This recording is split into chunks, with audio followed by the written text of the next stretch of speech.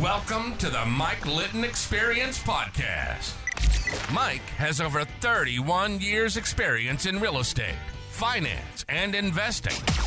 He's passionate about being a father, a teacher, a realtor, an investor, and a leader. Everyone has a story, and our passion is to help them tell it. And now, introducing the host of the Mike Litton Experience, Mike Litton.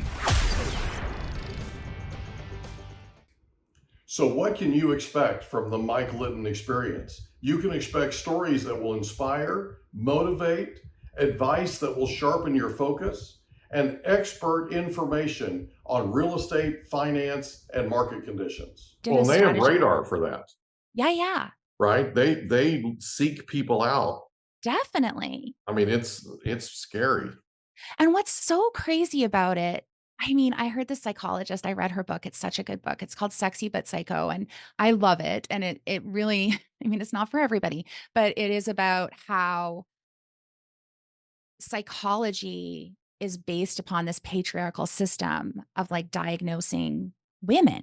Mhm. And the point she made was, why is there a beaten wife syndrome and not a wife beater syndrome?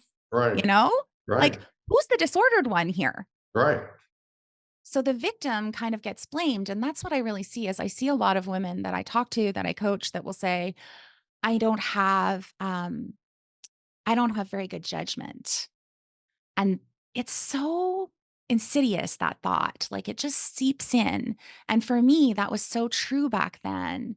And man, I just remember the emotional pain. Like, it was excruciating. Yeah. But what did allow me to leave was I was going to go to couples counseling with this person. And then there was another blowout. He took a job in another city and it was just insane. And he was gone, so he couldn't go to the couples counseling appointment. So I went by myself. Yeah. And when I went by myself, it was the best thing that ever happened to me because the therapist was like, this is abuse Mm-hmm. and he hasn't hit you yet. Right. He's like, you need to Coming, leave. though.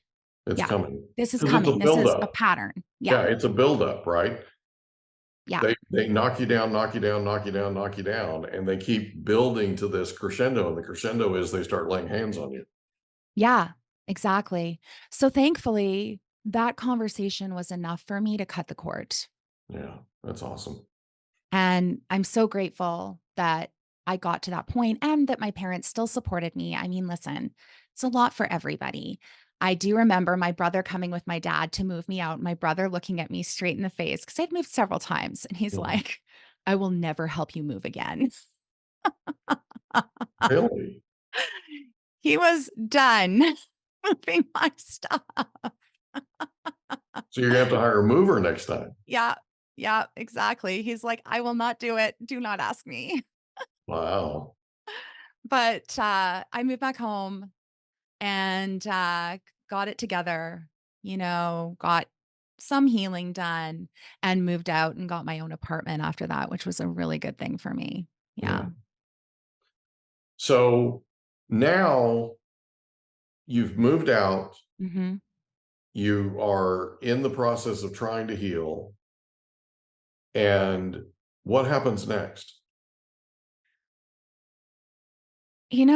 It's funny. Things were better, but they weren't better. I was working, so that was good. And I actually got hired at a property management firm and I was doing property management, which, paid all right and was a good, sort of professional career. And I partied still a lot. I mean, that was my lifestyle back then. And that's how I met my current husband, who I've been married to now for 21 years. But we met in that party lifestyle for sure. Met him. He was such a good fit. He's such a good man.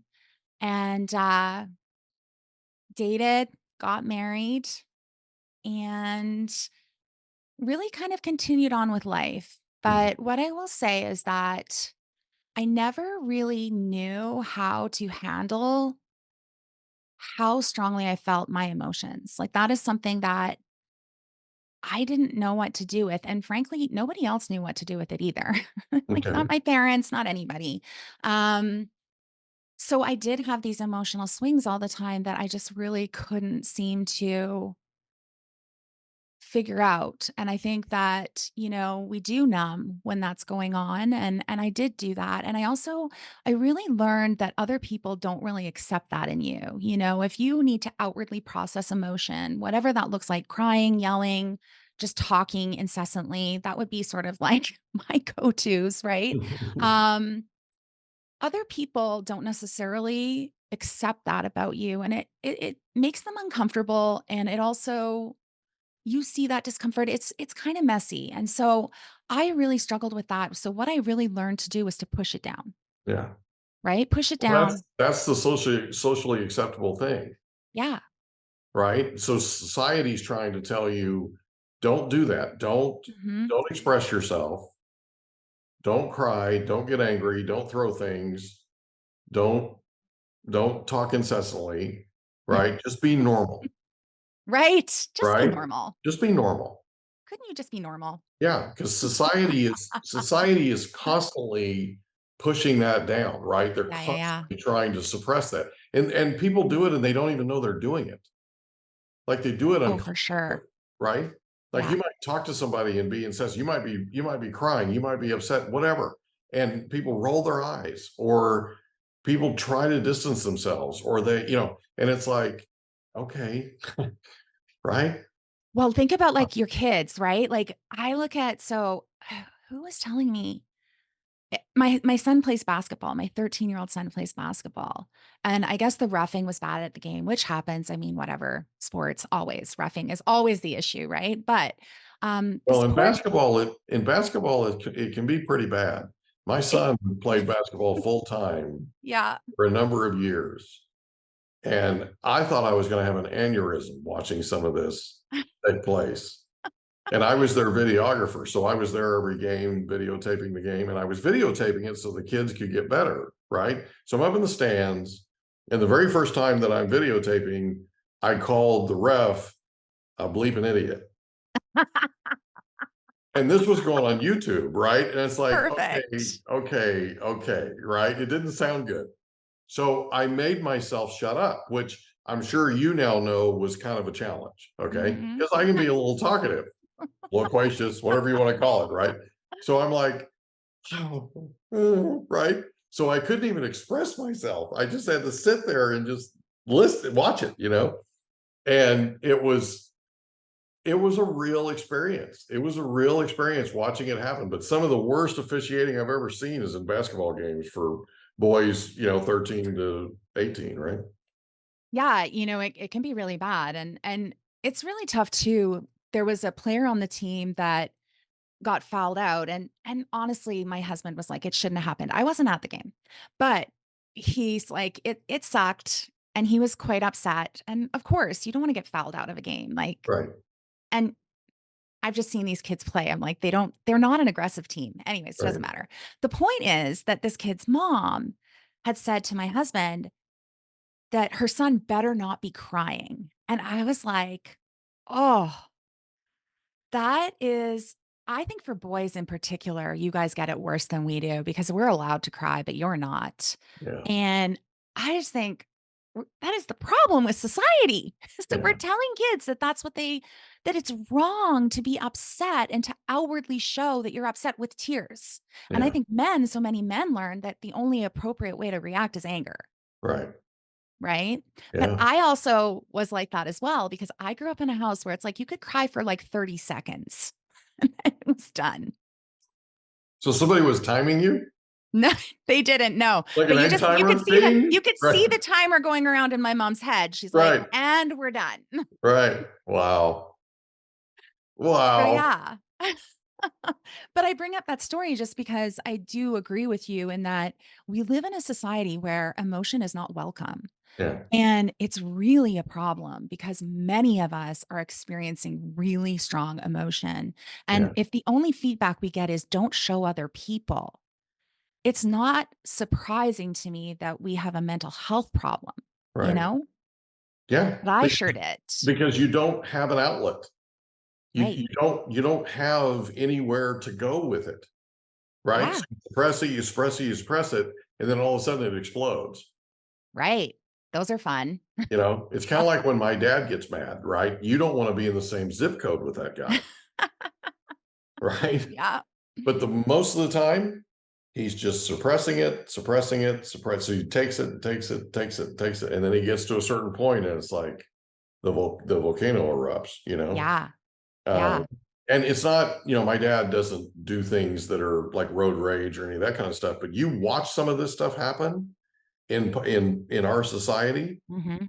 and you know that there's something going on with them. It's finances, it's marriage, it's it could be anything, right? Yeah. But it's that suppression that gets really dangerous because it becomes rage, and at some point that rage comes out, and when it comes out, it never seems to come out at the most opportune time, right? It comes out when it's not supposed to, you know. Well, I mean, I'm being honest, It's the there's truth. there's a certain amount of you've got to learn how to deal with this stuff Mhm. and deal with it in a way to where other people don't get hurt. Well, this is A lot of people true. that don't have that skill set. Well, I would say most people don't have that skill set, to be I honest with agree you. with that. I agree with that. I think that we're a lot of just human beings walking around this earth having no skill set when it comes to emotion. Yeah. And, for me, like what I would say is that I had none. I didn't know how to regulate my nervous system. I didn't know how to allow emotion. I didn't know how to deal with myself in the moment. But I think more importantly, I didn't know how to build out my life in a way that I wouldn't feel those intense spikes Yeah, and those get out of swings. control. Yeah. Right? Yeah. And it was definitely modeled to me in my house. My dad was like that. It was modeled to him. His dad was an alcoholic. His mom was a refugee from Poland. Like nothing good went on in that house. Like, let me tell Yes. you, you look at it, right? And generational trauma is a thing. Hmm. And we all experience that. And, I will say this, like, I have no bad feelings towards either of my parents. I think they both did the best that they could do. Especially when I look at the homes that they grew up in, Yeah. right? Like, oh, they did so much better Yeah. than their parents did them. But, what I do see from myself and what I did experience is, got married, I had my first baby, things were okay. Went back to work, things were not okay. Um, my son was just constantly getting ear infections. I was trying to go back to my property management job. I was working in finance at that point. It was a bigger job and it was really hard for me to leave my son. And of course, imagine your emotions when your hormones are all over the place, right? So I ended up driving a school bus for a while and having him on board. I don't recommend it. They sell it as a really good thing. It's not. But I did potty train him on that bus, which is impressive. I had this little porta potty that I had on the bus. Oh my gosh, it was an insane period of my life. So there's a whole bunch of petri dishes with legs that are riding on that bus with Right. you, right? Yeah. And they're microcosms of how parents are parenting them. Mhm. And it's a little scary. It's wild. It's a little scary because you're like, this person's going to be an adult one of these days, you know? The Wow. stuff that would go on that bus. So a standard size school bus fits 72 kids, Yeah. okay? That's a lot of kids. A lot of kids. And I drove for this charter school, so it was K to 6. Kids were like, oh my goodness, doing all kinds of things. Like one Yeah. girl kept showing her panties to people. Like I was just like, how are you supposed to do? I'm driving a school bus on the freeway. Right. and Right. It's not like I've I got can a pull toddler over. here. And by the way, I have to be there at a certain time because school's getting ready to start. And all of you were late getting on the bus. Hello? Oh man. Yeah. Yeah. There is so many things. I could tell you so many stories. It was just the craziest job. I can't believe I did it. But I ended up suffering through a couple miscarriages in between my kids, and it was actually a really hard time for me and really, really struggling. And then working this crazy split shift job with this bus. I hit my house with the bus one day. No, I feel like it's not my fault because the lights stick out like, like a foot, right? And I had to back into my driveway and I lived on a cul-de-sac. Mhm. And if I didn't back into my driveway in the winter, my bus would get stuck. And then they're like, if Right. your bus gets stuck, you're going to have to park it at the yard. And then my son wouldn't be able to have a nap and I wouldn't get any rest. So this was all very important to me. Right. So I was It's backing all a in one domino day. effect, Yeah, right? just hit the eavesdropping. I'm like, cool. It was wild. It was a wild time in my life. And, when I was pregnant with my second son, I'll never forget the day I quit because my son's on the bus. I'm pregnant. My bus was leaking. I could smell the diesel. I knew there was a leak and they just would not give me a new bus. Like, oh, it was horrible. So I back in, and what the buses have is they have a button at the back of the bus, and you have to press it to prove that you walked through the bus and looked for kids Mhm. because kids were being left on buses. So it's a Right. safety feature, right? Right. Except the button wasn't working. So every time I do it, I'd come back, I'd take the keys out, the horn would blare. My son was crying. I lost my mind. I was Yeah. like screaming and I put the keys back in. I called my husband. I'm like, I'm quitting today. I Right. cannot do this. We are done. I Mhm. drove the bus into the yard. I walked in, I quit, and that was it. I never drove Yeah. a school bus again. I'm so done. Now I have to go try and find my sanity, right? Yeah. Yeah, exactly. So after the school bus driving career that you survived, right? What next? You know what next is pretty crazy because I had my second son and it was a planned C-section because I'd had a C-section with my first. I really actually did want to try and have more of a natural birth, but I just had such bad Braxton Hicks with him and I was over it. I'm like, I'm done. I'm not a good pregnant person. You know how some people love being pregnant? Yep. That is not me. I am Yeah. not that person. Braxton Hicks, by the way, is false labor. Right. Yeah. For Yes. people that are listening, for people that don't know. For people that don't know, yeah, so Right. false labor. So it feels very much like you're in labor, just so Yeah. you know, because people go, "Oh, it's false labor, it's no big deal." True, but also it feels like real labor, Right. so it's not fun, Right. and you There's don't nothing fun know. about it. There's nothing fun about it. It's like, how do you even breathe? Right. And Yeah. and here's the thing, the pain that you go through to have children, to carry children and have children and all that kind of stuff. Men couldn't do that. We'd never procreate. We'd never have babies. You know, we are such wimps compared to these women that are just tough as nails. And then after you're tough as nails, you forget about it. Yeah. God has this way of wiping the slate clean. And all of a sudden you're like, what are you talking about? Because the husband is coming back and going, when you were pregnant last time, this happened. No, that never happened. You remember this happened? No, that never happened. What? I was there the whole time. I was awake the whole time. I was conscious. I remember it, right? Y'all don't remember it. It's unbelievable. It's unbelievable. But it's how we're programmed to Mhm. then continue to have more kids, right? Because if we remembered all of it, we'd stop. It'd be the end of You'd it. never Yeah. have another baby, I swear. I mean, they do, interesting side fact. I listened to this podcast where this radiologist was on, and she's a female radiologist. And her whole research is about women's brains because her whole point was there's no research on women's brains at all, Yeah. which is wild because we have a completely different chromosome. So how is that possible? Yeah. Right. But she was talking about that and she has done research. And what she has learned is that women's brains actually don't grow when you're pregnant. So you actually don't create any new brain cells when you're pregnant. Really? And the whole idea of baby brain Mhm. is actually a true thing Yeah. because it's not just hormonal, it's actually physiological, which Yeah. is pretty wild. Yeah.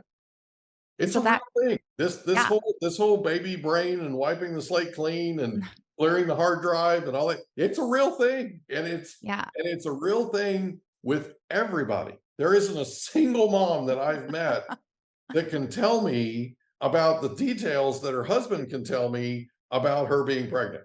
They just don't, it goes away. It's true. I didn't And, know about you I didn't know just about the brain cell thing, but that makes sense. it's kind of cool to realize that that's actually a real physiological thing. And in fact, it goes on several months after postpartum as Yeah, well, you're programmed right? that way. Yeah, you're Yeah. programmed. Yeah. Yeah. Like we were built for that. You know what's But, interesting is my wife craved certain foods yeah, yeah. when she was pregnant, and she doesn't remember all that either. But she craved certain foods, and now those foods are my kids' favorites. Oh, that's so interesting. Oh, it was crazy. My kid, Yeah. when she was pregnant with my son, our firstborn, she craved just couldn't get enough pancakes to save her life. She could have eaten pancakes 3 times a day. Okay, pancakes, pancakes, pancakes, and bean burritos from Taco Bell with green sauce. Oh, wow. Okay. To this day, green burritos with green sauce or bean burritos with green sauce and pancakes, kid just goes gaga over. And he's Hilarious. 25 years old. That's amazing. Oh, it's crazy. Yeah, it is kind of wild the way that all turns out. That is for sure. It's fun though. It was some of the most fun I ever had was walking on pins and needles for 9 months. Oh my gosh. Yeah. I will tell you Eggshells, the the whole most fun you thing. don't have is not getting any freaking sleep for Oh like yeah. forever. Yeah. Yeah. And she turned to me several times and she's like, get this thing out of me. She doesn't remember ever saying that. She Oh. doesn't remember, right? And I'm like, okay, okay. And remember my name? That's good news, right? I love that. Yeah. Yeah, My key yeah. still works when I come home and turn the lock. So, we're That's good. good. So it Right. didn't go all wrong. 30 Yeah. years. 30 years as of last month. So, Congratulations. yeah, that's a long time, man. It Long is a long time, right? So tell me about when you learn about neurodivergent. Tell me that story. First of all, how do you learn it? Second of all, how do you get to that place to where you find this out? Because obviously you were looking, right? Were you looking for it? What I would say is that it's something that I learned about when I actually became a coach. And so I don't actually think it's something that I knew at the time was going on. I didn't recognize it or know. I did know that I was struggling. And, after my second baby, actually, it was not a good time with my second baby. I ended up having my C-section got infected, but Mm. 6 weeks later, like my OBGYN was like, "This never happens." It's like, "Cool. I'm so glad That's it's happening to great. me." Yeah, I'm so glad I'm a pioneer in this field. It's Please. like, "Your chart is so different from anybody else's here, and Really, it's the it's last thing bigger in the than any world of you my want to other." hear. We hope you enjoyed another episode of the Mike Litton Experience. If you did, do us a favor, smash that subscribe button, tell your friends, family, and coworkers about our program, and wherever you get your podcasts, please leave us a rating. It helps us to connect with quality people just like you. And that's a wrap. Another episode of the Mike Litton Experience in the books. Reach out to Mike on Instagram at Litton Realty. Want to meet with Mike? Check out calendly.com/Rio760.